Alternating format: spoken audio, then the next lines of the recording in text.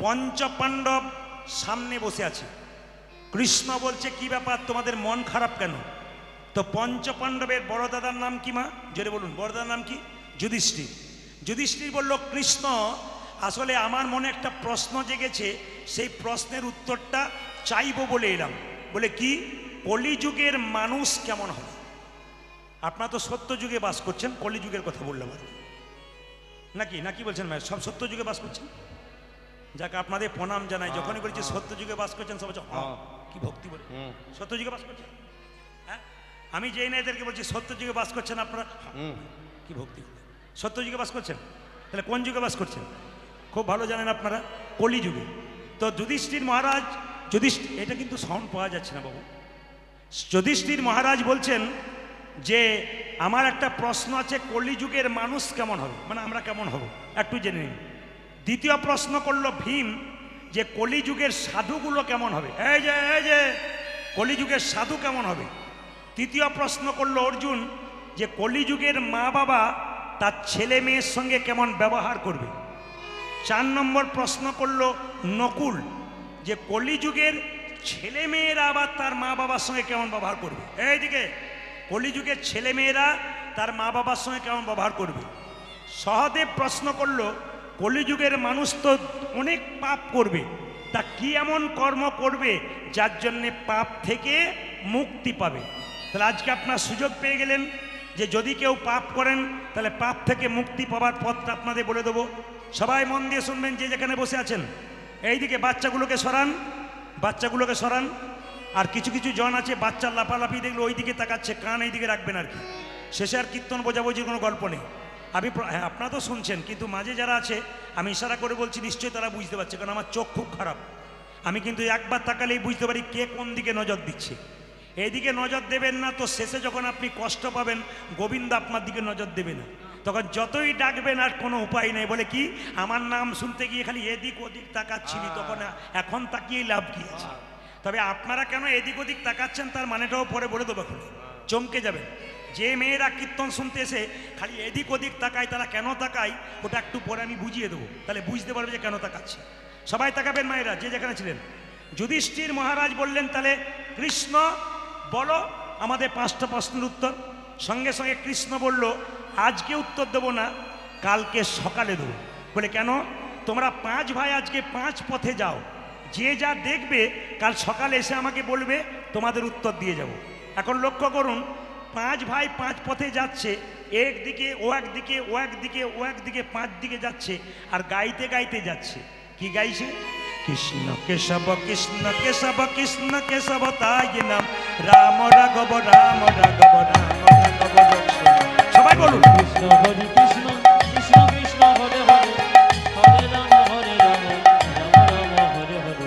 কৃষ্ণ কেশব কৃষ্ণ কেশব কৃষ্ণ কেশব তাই নাম, রাম রাঘব রাম রাঘব রাম রাঘব রক্ষ। হরি হরে কৃষ্ণ কৃষ্ণ কৃষ্ণ হরে হরে, হরে রাম রাম রাম হরে হরে। কৃষ্ণ কেশব কৃষ্ণ কেশব কৃষ্ণ কেশব তাহি নাম, রাম রাঘব রাম রাঘব রাম রাঘব রক্ষ। হরি বল। হরে রাম কৃষ্ণ কেশব কৃষ্ণ কেশব কৃষ্ণ কেশব তাই নাম, রাম রাঘব রাম রাঘব রাম রাঘব রক্ষ মাম। কৃষ্ণ ভেজে নিতাই গৌর হরি বল।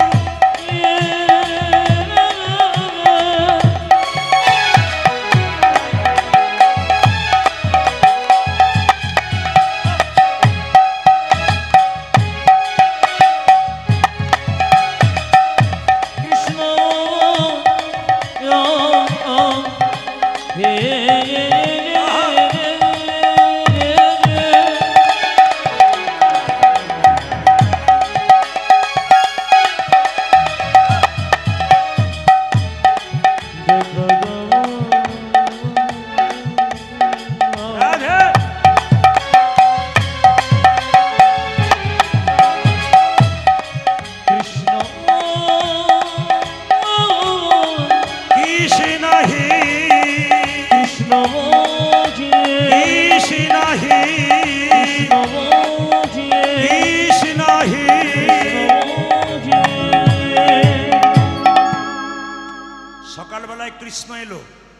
জিজ্ঞেস করছে পঞ্চপাণ্ডবকে সবাই কে কি দেখলে?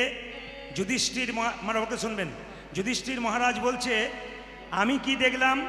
যুধিষ্ঠির মহারাজ বলছে আমি দেখলাম রাস্তা একটা হাতি, এমন হাতি দেখলাম বাপের কালে দেখি নাই।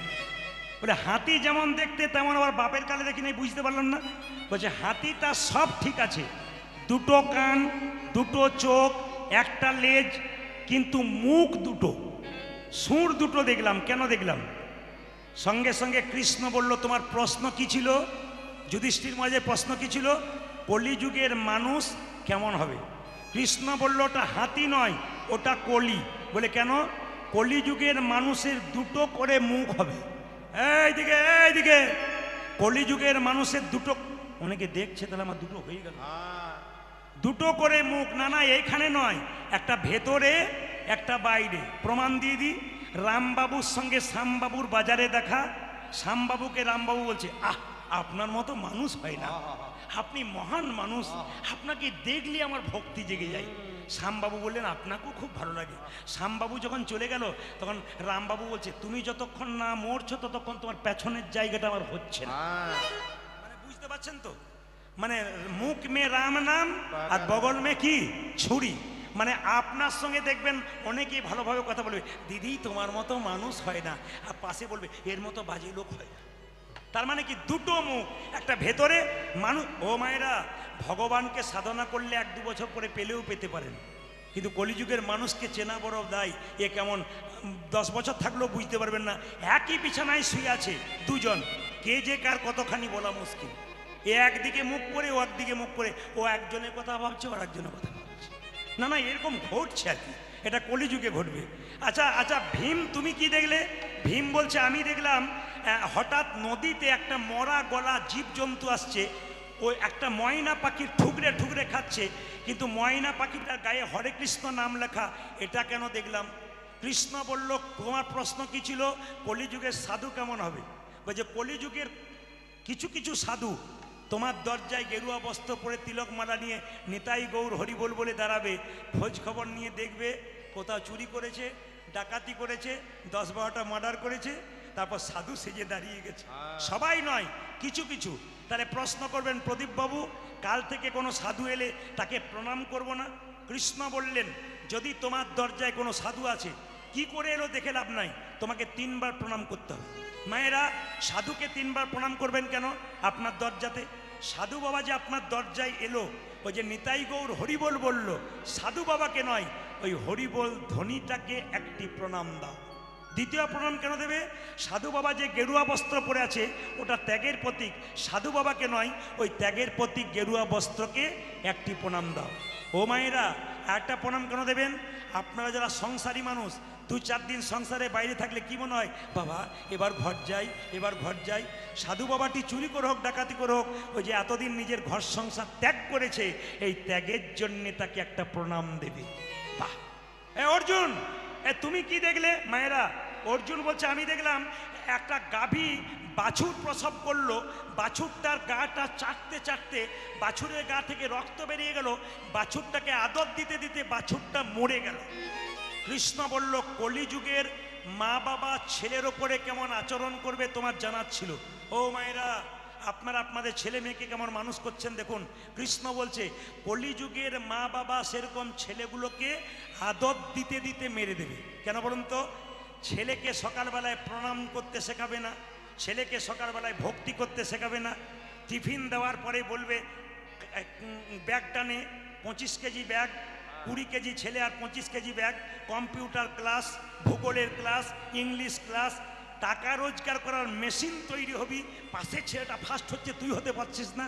মানে টাকা রোজগার করার মেশিন তৈরি করছি, কিন্তু বিবেক বৈরাগ্য তৈরি করছি না। আপনি আপনার ছেলেকে পড়াবেন, উচ্চশিক্ষিত করবেন, কিন্তু আমার প্রশ্ন হচ্ছে এইটাই, কৃষ্ণ ভগবান বলতে চাইছে আগে তাকে ভক্ত তৈরি করো। সকালবেলায় ঘুম থেকে উঠে বাচ্চাকে বলো কি বলতে হবে, তুই প্রথমে মন্দিরে যা, প্রণাম কর, সাধুগুরু বৈষ্ণব দেখলে রাস্তাতে প্রণাম করবি, তোর দাদু ঠাকুমাকে প্রণাম কর, আমাকে তোর বাবাকে প্রণাম কর। এরকম করে বাচ্চাকে কেউ শেখাচ্ছে না, খালি টাকা রোজগার করার মেশিন তৈরি করছে। বিবেকানন্দ বলেছে জিয়ন্তে মরা, বেঁচে আছে ছেলের বিবেক নাই। ছেলে পড়াশোনা করলো, কলকাতায় ফ্ল্যাট কিনলো, মা বাবা এখান থেকে ফোন করছে একবার দেখে যে, ছেলে বলছে আমার দেখার সময় নাই। তার মানে কি ছেলে বেঁচে আছে, জিয়ন্তে মরা, বাবা চিনলো না, মা চিনলো না। আপনার জন্যে শুধু তা নয়, আমি একটা প্রমাণ দিয়ে দেবো। আমাদের পাশের বাড়িতে একটা মেয়ে 26 বছর বয়স, তার ছেলেকে বলছে টিফিন বাক্সে খাবার দিলাম, নিজে খাবি কাউকে দিবি না, যদি দিয়েছিস তো তোর একদিন কি আমার একদিন। ছেলে বলছে মা কথা দিলাম আমার বন্ধু বান্ধবকে দেবো, আমি খেটে খেটে মরবা, তুই লোকের ছেলেকে খাওয়াবি না, কথা দে আমার সামনে, নিজে খাবি কাউকে দিবি না। ছেলে বলছে মা কথা দিলাম নিজে খাবো কাউকে দেবো না। ছেলে বড় হলো, পড়াশোনা করলো, চাকরি করলো, বিয়ে হলো, নিজে খেলো, বাবা মা। না না, আপনারা তো তৈরি করে দিচ্ছেন, অত বোকা বললে হবে? আপনারা তৈরি করে দিচ্ছেন, আপনারা নিজের বাচ্চাকে মেরে দিচ্ছেন। বাচ্চাদের দোষ সবসময় দেওয়া যাবে না। তাই বলছে জিয়ন্তে মরা, মানে বেঁচে আছে কিন্তু বিবেক নাই। বাহ, আচ্ছা বেশ বেশ বেশ, মাস্টারমশাই শিক্ষা দিচ্ছে বা আপনি শিক্ষা দিচ্ছেন, বিদ্যাসাগর রচনা পর পরীক্ষায় পড়বে, রবীন্দ্রনাথ রচনা মুখস্থ কর পড়বে, কিন্তু কেউ বলছে না রবীন্দ্রনাথের আদর্শগুলোকে গ্রহণ কর, কেউ বলছে না বিবেকানন্দ আদর্শ গ্রহণ কর, কেউ বলছে না বিদ্যাসাগর তার মাকে কত ভালোবাসতো, এই ভালোবাসাটা একবার জান। খালি মুখস্থ করে লিখে দে, পরীক্ষায় নাম্বার পেয়ে যাবি, কেউ শেখাচ্ছে না আদর্শটাকে গ্রহণ কর। এই জন্য আমাদের বাচ্চা, হ্যাঁ 4 নম্বর প্রশ্ন কি ছিল? কলিযুগের ছেলে মেয়েরা তার বিশেষ করে ছেলেরা তার বাবা মায়ের সঙ্গে কেমন আচরণ করবে। ওটা বলবো না, বাদ দিন না, বলে যায় অনেক ছেলে আবার রাগ করবে। আপনাদের দিকে হয় না, আমাদের দিকে হয়। তো নকুল বলল আমি দেখলাম, দেখুন কি দেখেছ? ওই যে 3টে গর্ত, কৃষ্ণ বললে কীরকম গর্ত? 1 2 3, প্রথম গর্তে জল তৃতীয় গর্তে, তৃতীয় গর্তে জল প্রথম গর্তে, আর মাঝখানে গর্তটা ফাঁকা দেখলাম, জল পড়ছে ফোয়ারার জল। প্রথম গর্তের জল 3 নম্বরে, 3 নম্বরে জল 1 নম্বরে, মাঝখানেটা ফাঁকা, বসে বসে একবার এদিক একবার ওদিক তাকাচ্ছি। কেন? কৃষ্ণ বলল তোমার প্রশ্ন ছিল কলিযুগের ছেলেরা তার মা বাবার সঙ্গে কেমন বাবা করবে। উত্তরটা জেনে নিন। বলে কি? কলিযুগে যে ছেলের বিয়ে হবে তাদের আদর ভালোবাসা যাবে শ্বশুর শাশুড়ির ওপরে, আর শ্বশুর শাশুড়ি আদর ভালোবাসা যাবে জামাইয়ের ওপরে, আর মাঝখানটিতে মা বাবা বসে বসে দেখবে। আপনাদের এদিকে ছেলেরা খুব ভালো, স্ত্রীকে যা দেয় না দেখে না দেখে, মা বাবাকে খুব সম্মান দেয়, বাবা গো বলে সব। ও করে না নাকি? আপনাদের মুখ দেখে বুঝতে পারছি যে করে না। মানে কৃষ্ণ যে কথাটা বলেছে তা কিন্তু দামি বলে দিয়েছে, কি যে কলিযুগের ছেলেদের যাতে বিয়ে হবে আদর ভালোবাসা যাবে শ্বশুর শাশুড়ির উপরে, শ্বশুর শাশুড়ি আদর ভালোবাসা যাবে মা বাবা সে জামাইয়ের ওপরে, আর মাঝখানটিতে মা বাবা বসে বসে দেখবে। এই দিকে তাকাবেন। শেষ প্রশ্ন ছিল নকুলের, কি? বলো প্রভু, আমার প্রশ্ন ছিল কলিযুগের মানুষ এত পাপ করবে, উদ্ধার পাবে কি করে? বলছে তুমি কি দেখেছো? বলে দেখলাম একটা পাহাড় থেকে বিরাট বড় পাথর গড় করে পড়ছে, পড়তে পড়তে এত স্পিডে আসছে মনে হচ্ছে গাছ ভেঙে দেবে, বাড়ি ভেঙে দেবে। হঠাৎ একটা ঘাসের ডগায় আটকে গেল। এইটুকু ঘাসের ডগায় আটকে গেল কেন? কৃষ্ণ বলল কলিযুগে মানুষ যত পাপ করুক পাহাড় সমান, কিন্তু কেউ যদি ঘাস নামক একটু হরিনাম খাইতে শুইতে একটু হরিনাম করতে পারে, তবে পাহাড় সমান পাপ থেকে নিতাই গৌর হরি বলে উদ্ধার হয়ে যাবে। কলিযুগের মানুষ আমরা যদি একটু হরিনাম করতে পারি, আমাদের সব পাপ খণ্ডন হয়ে যাবে। কেন? হরিনাম হরিনাম হরিনাম সার, কলিযুগে নাম ছাড়া গতি নাই আর। সবাই মিলে হাততালি দিয়ে গান। মহাপ্রভু এসেছেন কিভাবে? এসেছে ব্রজের বাঁকা। তোমাকে বলা কর্তব্য এদের মনিটরগুলো দাও, তোমার মনিটরে কত সাউন্ড আছে ওটা বাড়িয়ে দাও, তারপর আমি দেখি কি হয়। এদেরগুলো শুনতে পাচ্ছে না, গাইবে কি করে? শুনতেই তো পাচ্ছে না। মনিটরগুলো বাড়াও, তারপর যা হবে হবে।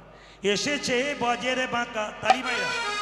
এসেছে ব্রজের বাঁকা, কালো সখা দেখবি আই তোদের এই নদী আই। এসেছে কালো সখা দেখবি আই তোদের এই নদী আই। এসেছে ব্রজের বাঁকা, কালো সখা দেখবি আই তোদের এই নদী। হরি বল। এসেছে ব্রজের বাঁকা, কালো সখা দেখবি আই তোদের এই নদী আই। এই যে রং ফিরেছে ঢং ফিরেছে, তারে এখন চেনা দায়। রং ফিরেছে ঢং ফিরেছে, তারে এখন চেনা যায়। রং ফিরেছে ঢং ফিরেছে, তারে এখন চেনা যায়। আজ রং ফিরেছে ঢং ফিরেছে, তারে এখন চেনা যায়।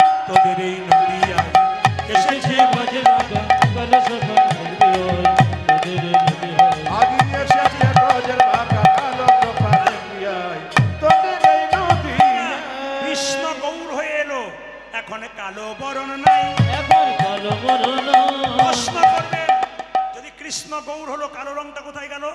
ছিল কেমন কৃষ্ণ, এরকম হলো কেমন, এরকম গৌর হলো তখন। এখন কালো বরণ নাই, এখন কালো বরণ, এখন কালো বরণ নাই। নগরী রে, ধ্বনি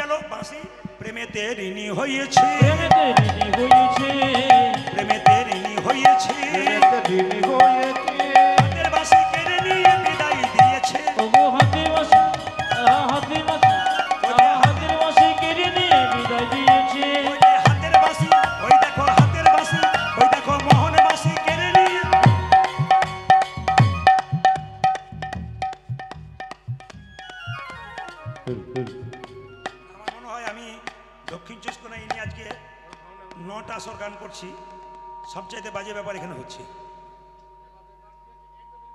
কালকে আমি গাইছিলাম নেপালগঞ্জে, দুটো বক্সের উপরে বিরাট বড় আসর যা চালাচ্ছে, দুটো বক্সের উপরে গোটা আসরটাকে মাত লাগিয়ে দিচ্ছে।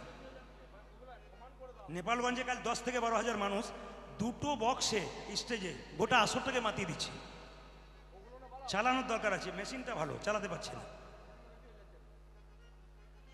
এত কষ্ট পাচ্ছে আমি একমাত্র বুঝতে পারছি। যেন ফ্রিলি গান করা যেটা বলে সেটা হচ্ছে না। সাই সাই তুমি এটা কি হচ্ছে, এটা কি হচ্ছে? একজনকে কাছে বসাও না যে মনিটরগুলো বাজছে কিনা, তুমি তখন থেকে বুঝতে পারছো না। গত বছর তাও ডিস্টার্ব করেছিল, কিন্তু এত ডিস্টার্ব করেনি। হাতে হাত তুলে বলো, রাধা রানী কি, শ্যাম সুন্দর কি, মদন মোহন কি, প্রেমেতে ঋণী হয়েছে, প্রেমেতে ঋণী হয়েছে, হাতের বাঁশি কেড়ে নিয়ে বিদায় দিয়েছে, হাতে বাঁশি কেড়ে নিয়ে বিদায় দিয়েছে। ওই যে হাতের বাঁশি, ওই দেখো মোহন বাঁশি, ওই দেখো মোহন বাঁশি কেড়ে নিয়ে বিদায় দিয়েছে। ওই দেখো হাতের বাঁশি, ওই দেখো মোহন বাঁশি, ওই দেখো হাতের বাঁশি কেড়ে লইয়ে বিদায় দিয়েছে। বাঁশি নাই তা সাধবে কিসে, বাঁশি নাই তা সাধবে কিসে, বাঁশি নাই তা সাধবে কিসে, বাঁশি নাই তা সাধবে কিসে। মুখে রাধার নাম গাই আমাদের নদিয়ায়, এসেছে বজ্রে বাঁকা কালো সখা দেখবি আয়। ধ্বনি এসেছে বজ্রে বাঁকা কালো সখা দেখবি আয়। রাধা রানী কি, শ্যাম সুন্দর কি, মদন মোহন কি। আসুন মহাপ্রভুর নাম করতে করতে আমরা লীলার মধ্যে প্রবেশ করব। সবাই মিলে একসঙ্গে ভজ গৌরাঙ্গ মহাপ্রভুর নাম করতে করতে হাত তুলে সবাই মহাপ্রভুকে সম্মান দেব। সবাই একবার হাতগুলো তুলুন, নিতাই গৌর হরি হরি। হ্যাঁ, যত পারো সিটি মারো, অসুবিধা নেই, যত পারো সিটি মারো। হরে কৃষ্ণ। রাধা রানী কি। এ আবার দেখবেন কালকে ভালো করে দেবে, মিলিয়ে দেখে নেবেন, আমি তো থাকবো না, দেখবেন কালকে ভালো করে দেবে। রাধা রানী কি, শ্যাম সুন্দর কি, মদন মোহন কি।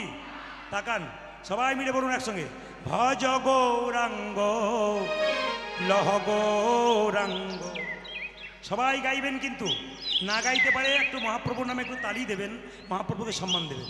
বাচ্চা থেকে বুড়ো সবাই, সবাই হাতগুলো তুলে প্রেম সে ভজ গৌরাঙ্গ লহ গৌরাঙ্গ, জপ গৌরাঙ্গের নাম রে। বলুন ভজ গৌরাঙ্গ লহ গৌরাঙ্গ জপ গৌরাঙ্গে নাম রে ভজ গৌরাঙ্গ লহ গৌরাঙ্গ জপ গৌরাঙ্গের নাম রে। ভজ গৌরাঙ্গ লহ গৌরাঙ্গ লহ গৌরাঙ্গের ভাইরা, নাম। এই যে তালি দিচ্ছেন না আপনারা, কিছু মনে করবেন না, এই যে তালি দিচ্ছেন এটা হচ্ছে কৃষ্ণ, এটা রাধা। যে যত তালি দেবেন তার তত রাধা গোবিন্দের নাম উচ্চারিত হবে। আবার দেখুন সায়েন্স কি বলছে, মেডিকেল সায়েন্স বলছে যদি কেউ এরকম করে তালি দিতে পারে তবে তার হাতের কোনো দিন নার্ভের দোষ হয় না, মানে হাতের ব্যালেন্স, অনেকে দেখবেন হাতের ব্যালেন্স নষ্ট হয়ে যায়, ওটা কিন্তু কোনোদিন হবে না। সবাই মিলে প্রেম সে হাততালি যদি কেউ দিতে পারে, এগুলো মহাপ্রভু শিখিয়ে দিয়েছেন, সব কিন্তু বিজ্ঞান ভিত্তিক কাজ, মহাপ্রভু যেগুলো শিখেছেন। সবাই হাত তুলুন। ভজ গৌরাঙ্গ লহ গৌরাঙ্গ জপ গৌরাঙ্গের নাম রে। সবাই হরি ভজ গৌরাঙ্গ লহ গৌরাঙ্গ জপ গৌরাঙ্গে নাম রে যে জনা গৌরাঙ্গ ভজে সে হয় আমার প্রাণ রে। ফালতু ব্যাপার।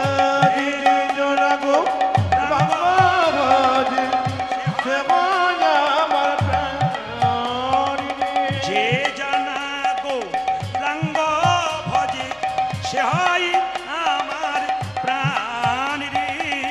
যে যে জানা জন গৌরাঙ্গ ভজে সে ভজমান প্রাণ রে। আপনাদের আসরে সব ভালো লাগলো, একটা জিনিস খারাপ লাগলো, বলবো না, বাদ দিয়ে যাবো। না বলবো না, আবার রাতে থাকতে হবে যদি কোনো গন্ডগোল হয়। না বলে আমি যে না বলে যাবো না, এটা কি করে জানলেন? আমি বলবোই। আসলে কি সবাই হাততালি দিচ্ছেন, ভজ গৌরাঙ্গ লহ গৌরাঙ্গ, দুই চারজন ভদ্রলোকের মতো ভজ গৌরাঙ্গ। এদের জন্য আমার খুব ভালো লাগছে। এদের জন্য ভালো লাগছে কেন বলুন তো? এরা নিজেকে খুব বুদ্ধিমান ভাবছে, আপনাদের বোকা ভাবছে আমি হাততালি দেবো। এদেরকে একটু শিক্ষা দেবেন। অ্যাপেলো চেন্নাই যদি কেউ চিকিৎসা করাতে যান, ডাক্তারবাবু টেবিলগুলোর দিকে তাকাবেন, কৃষ্ণের ছবি, তুলসী পাতা, বাতাসা। লন্ডন আমেরিকা ফেরত ডাক্তারগুলো কৃষ্ণকে সামনে রেখে চিকিৎসা করে, আর সামান্য MA পাস করে হাততালি দিতে কত লজ্জা করে। হিন্দু সনাতন ধর্ম টিকবে কি করে? কাকে দোষ দিচ্ছেন? ঘরের লোককে দোষ দিন। আমরাই তো হরিনামে ভদ্রলোকের মতো। না আপনাদের এখানের জন্য বলি নাই, অন্য জায়গার জন্য বললাম আর কি। তবু দু চারজন হাত এরকম করে আছে কেন বলুন তো? উড়িষ্যা থেকে এসছে, বাংলা বোঝে না। এখানে নয়, কালকে যেখানে ছিলাম তার জন্য বললাম। সবাই মিলে হাত তুলুন। ভজ গৌরাঙ্গ লহ গৌরাঙ্গ লহ গৌরাঙ্গের নাম রে। ভজ গৌরাঙ্গ লহ গৌরাঙ্গ জপ গৌরাঙ্গে নাম রে। সব চাইতে ভালো লাগছে দেখুন, ওখানকার দাদারা যারা দাঁড়িয়ে আছেন, সত্যি আমার ভালো লাগছে। একটা হাততালি দিচ্ছেন, এটা মহাপ্রভু খুব খুশি হবে। সবাই একসঙ্গে হাততালি দেবেন, প্রভু খুব খুশি হবে। ভজ গৌরাঙ্গ লহ গৌরাঙ্গ জপ গৌরাঙ্গের নাম রে। ভজ গৌরাঙ্গ লহ গৌরাঙ্গ লহ গৌরাঙ্গের নাম। এইদিকে আপনাদের এই গানটা যখন ইউটিউবে মোবাইলে বেরোবে না, তখন আপনারা দেখতে পাবেন আপনাদের ঝিঙ্কি হাটে কি সুন্দর সবাই হাততালি দিচ্ছেন, ওগুলো উঠছে, মোবাইলে দেখতে পাবেন, টিভিতে দেখতে পাবেন। যদি কেউ না তোলেন বলবেন, দিদি আমি তুলি নাই গো, আমার হাত ওঠে নাই। এটা যেন বলতে না হয়, সবাই মিলে হাত ওঠান। ভজ গৌরাঙ্গ লহ গৌরাঙ্গ জপ গৌরাঙ্গ